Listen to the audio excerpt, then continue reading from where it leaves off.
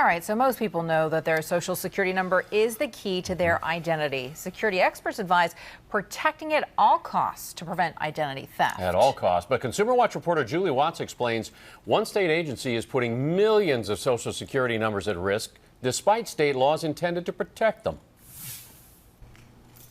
Maxine Hines is diligent about protecting her identity. She just wishes the state of California would be too. Hines recently filed her first unemployment claim and couldn't believe what was printed on every page mailed back to her by the EDD. I was astounded to see that my Social Security number on all those documents.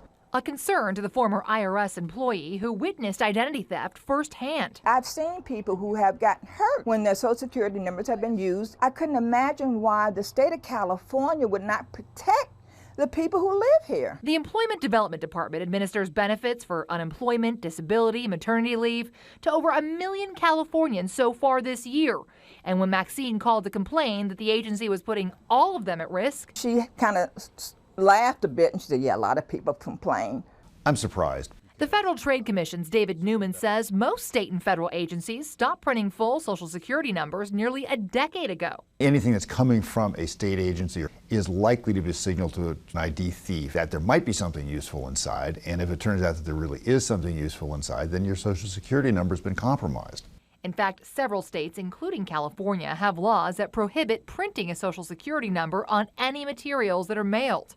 EDD denied a request for an interview, but in a statement said it is required to use Social Security numbers in the administration of its programs, which is an exception to the Civil Code, but couldn't cite anything that requires they print the full number on mailed documents. We're not in a position to comment on whether they're exempt from state law, but they're not exempt from best practices. For now, Maxine has come up with some best practices of her own, scratching out her social on every page and hoping the EDD does the same soon. I think the state of California should correct that immediately.